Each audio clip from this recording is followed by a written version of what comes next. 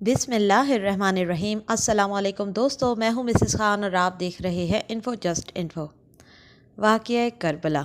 4 شعبان 60 ہجری کو حضرت امام حسین رضی اللہ تعالیٰ عنہ نے مدینہ سے رخصت فرمائی اور مکہ روانہ ہو گئے۔ یہ دن امام حسین رضی اللہ تعالیٰ عنہ کے لیے رنج و غم کا دن تھا، کیونکہ ایک عام مسلمان بھی مدینہ جائے تو وہاں سے روتا تڑپتا واپس لوٹتا ہے۔ اپنے نبی کریم صلی اللہ علیہ وسلم سے دوری کا غم اسے کھائے جاتا ہے، اور آپ صلی اللہ علیہ وسلم تو پھر نبی صلی اللہ علیہ وسلم کی آغوش میں پرورش پانے والے تھے۔ اس وقت کا تصور دل کو پاش پاش کر دیتا ہے جب حضرت امام حسین رضی اللہ تعالیٰ عنہ رخصت کے ارادے سے روضہ اقدس پر حاضر ہوئے ہوں گے اور خون کے آنسو روئے ہوں گے، غم کی بارش کی ہوگی، دل درد مند غم مہجوری سے گھائل ہوگا۔ جد کریم صلی اللہ علیہ وسلم کے روضے سے جدائی کا صدمہ حضرت امام حسین رضی اللہ تعالیٰ عنہ کے دل پر رنج و غم کے پہاڑ توڑ رہا ہوگا۔ دیدار حبیب صلی اللہ علیہ وسلم کے فدائی اس فرزند رسول کی زیارت سے اپنے دل کو تسکین دیتے تھے۔ ان کا دیدار، ان کے دل کا قرار، آج یہ قرار دل مدینہ سے رخصت ہو رہا ہے۔ حضرت امام حسین رضی اللہ تعالیٰ عنہ نے مدینہ طیبہ سے بہزار غم و اندوہ بادل نات شاد رخصت فرما کر مکہ مکرمہ میں اقامت فرمائی۔ یزیدیوں کی کوششوں سے اہل شام نے، جہاں یزید کی تخت گاہ تھی، یزید کی رائے مل سکی اور وہاں کے باشندوں نے اس کی بیعت کی۔ اہل کوفہ امیر معاویہ رضی اللہ تعالیٰ عنہ کے زمانے میں ہی حضرت امام حسین کو درخواستیں بھیج رہے تھے اور تشریف آوری کی التجائیں کر رہے تھے، لیکن امام حسین رضی اللہ تعالیٰ عنہ نے ان کا صاف انکار کر دیا تھا۔ حضرت امیر معاویہ رضی اللہ تعالیٰ عنہ کی وفات اور یزید کی تخت نشینی کے بعد اہل عراق کی جماعتوں نے متفق ہو کر امام حسین رضی اللہ تعالیٰ عنہ کی خدمت میں درخواستیں بھیجی اور ان میں اپنی نیاز مندی و جذبات و عقیدت و اخلاص کا اظہار کیا اور حضرت امام حسین رضی اللہ تعالیٰ عنہ پر اپنی جان و مال فدا کرنے کی تمنا ظاہر کی۔ اس طرح کے التجا ناموں کا سلسلہ بڑھتا چلا گیا اور تمام جماعتوں اور فرقوں کی طرف سے تقریباً 150 عرضیاں آپ رضی اللہ تعالیٰ عنہ کی خدمت میں پہنچی۔ کہاں تک آپ انکار کرتے؟ مجبوراً آپ اپنے چچا زاد بھائی حضرت مسلم بن عقیل رضی اللہ تعالیٰ عنہ کی روانگی کی تجویز فرمائی۔ اگرچہ امام حسین رضی اللہ تعالیٰ عنہ کی شہادت کی خبر موجود تھی اور کوفیوں کی بے وفائی کا تجربہ بھی ہو چکا تھا، مگر جب یزید بادشاہ بن گیا تو اس کی حکومت دین و سلطنت کے لیے خطرہ تھی اور اس کی وجہ سے اس کی بیعت ناروا تھی، اور وہ طرح طرح کی تدبیریں کر کے چاہتا تھا کہ لوگ اس کی بیعت کر لیں۔ ان حالات میں کوفیوں کا یزید کی بیعت سے دستکشی کرنا اور حضرت امام حسین رضی اللہ تعالیٰ عنہ سے طالب بیعت ہونا امام پر لازم کرتا تھا کہ درخواست قبول فرمائیں۔ جب ایک قوم ظالم فاسق کی بیعت پر راضی نہ ہو اور صاحب استحقاق کے اہل سے درخواست کرے، اس پر وہ ان کی استدعا قبول نہ کرے، تو اس کے معنی یہ ہوتے ہیں کہ وہ اس قوم کو اس ہی جابر کے حوالے کرنا چاہتا ہے۔ حضرت امام حسین رضی اللہ تعالیٰ عنہ اگر اس وقت کوفیوں کی درخواست قبول نہ فرماتے تو بارگاہ الہی میں ان کوفیوں کے اس مطالبے کا امام حسین رضی اللہ تعالیٰ عنہ کے پاس کیا جواب ہوتا کہ ہم تو اپنے جان و مال کے ساتھ امام علیہ السلام پر سے بیعت کرنا چاہتے تھے، مگر حضرت امام حسین رضی اللہ تعالیٰ عنہ نے بیعت کے لیے ہاتھ نہ بڑھایا اور ہمیں یزید کے ظلم سے مجبور ہو کر اس کی بیعت کرنا پڑی۔ اس مسئلے کا حل اس کے سوا کچھ نہ تھا کہ حضرت امام حسین رضی اللہ تعالیٰ عنہ ان کی دعوت پر لبیک فرمائیں۔ اکابر صحابہ کرام حضرت ابن عباس رضی اللہ تعالیٰ عنہ اور حضرت ابن عمر، حضرت جابر اور حضرت ابو سعید اور حضرت ابو واقد لیثی رضی اللہ تعالیٰ عنہ وغیرہ حضرت امام حسین رضی اللہ تعالیٰ عنہ کی اس رائے سے متفق نہ تھے، کیونکہ انہیں کوفیوں کی عہد شکنی کا یقین تھا اور شہادت کی خبر اور حضرت امام حسین رضی اللہ تعالیٰ عنہ سے محبت ان کے دلوں میں اختلاج پیدا کر رہی تھی۔ کوئی شرعی عذر نہ نظر آیا تو حل یہ نکال لیا گیا کہ پہلے حضرت مسلم بن عقیل رضی اللہ تعالیٰ عنہ کو بھیجا جائے، اور اگر کوفیوں نے بدعہدی اور بے وفائی کی تو کوئی شرعی عذر مل جائے گا اور اگر وہ اپنے عہد پر قائم رہے تو صحابہ کرام کو تسلی دی جا سکے گی۔ اس لیے حضرت امام حسین رضی اللہ تعالیٰ عنہ نے حضرت مسلم بن عقیل رضی اللہ تعالیٰ عنہ کو کوفہ روانہ فرمایا اور اہل کوفہ کو تحریر فرمایا کہ تمہاری استدعا پر ہم حضرت مسلم بن عقیل رضی اللہ تعالیٰ عنہ کو روانہ کرتے ہیں، ان کی نصرت و حمایت تم پر لازم ہے۔ حضرت مسلم رضی اللہ تعالیٰ عنہ اپنے 2 فرزند محمد اور ابراہیم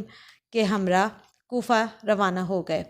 آپ نے کوفہ پہنچ کر مختار بن ابی عبید کے مکان پر قیام فرمایا۔ آپ رضی اللہ تعالیٰ عنہ کی تشریف آوری کی خبر سن کر چوک در چوک لوگ آنے لگے اور 12,000 سے زائد لوگوں نے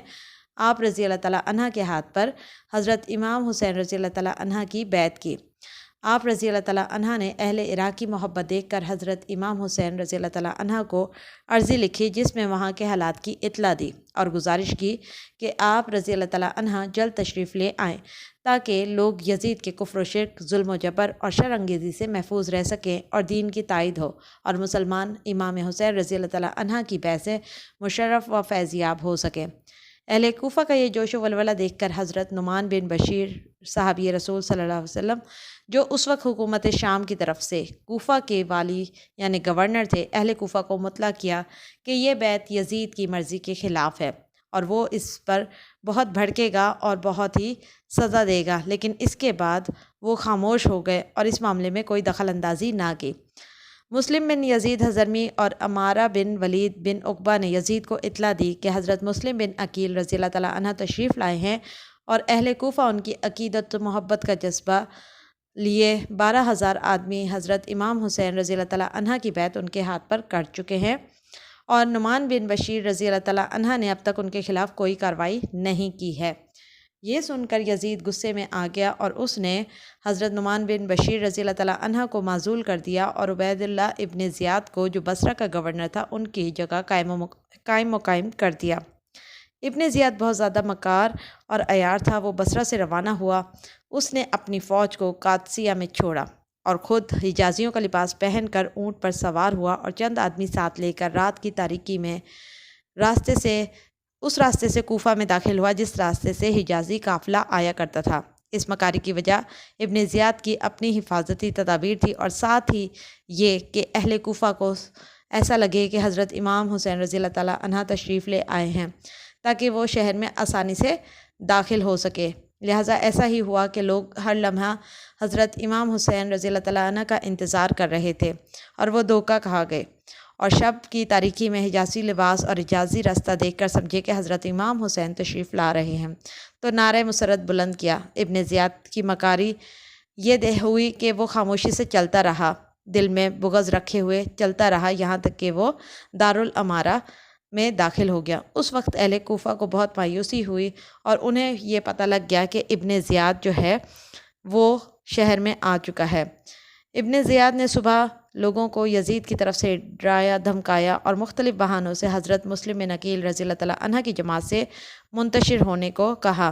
جن لوگوں نے آپ کو پناہ دی ان کو گرفتار کر لیا اور قید کر لیا۔ حضرت مسلم بن عقیل رضی اللہ تعالیٰ عنہ نے یہ سب دیکھ کر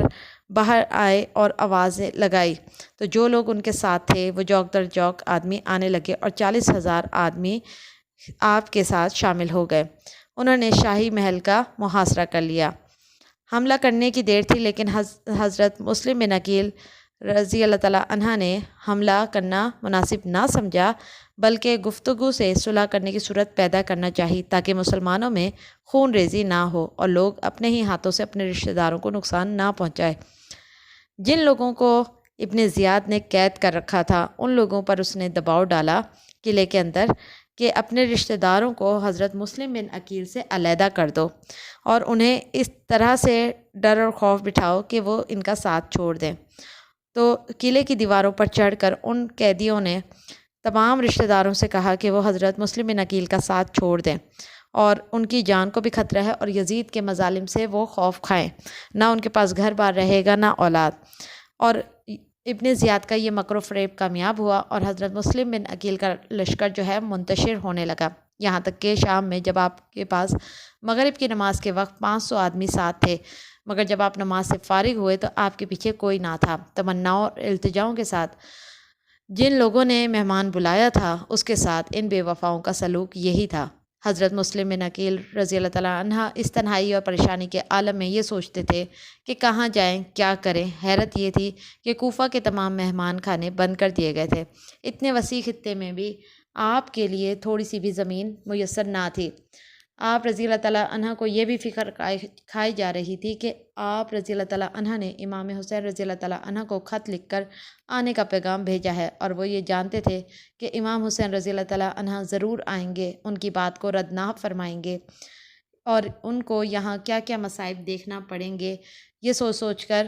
حضرت مسلم بن عقیل بہت پریشان ہوئے۔ اسی عالم میں انہیں پیاس محسوس ہوئی اور انہوں نے دیکھا کہ سامنے ایک خاتون کا گھر ہے۔ انہوں نے اس خاتون سے پانی مانگا تو اس نے اپنے گھر میں ان کو پناہ دی۔ اس خاتون کے بیٹے نے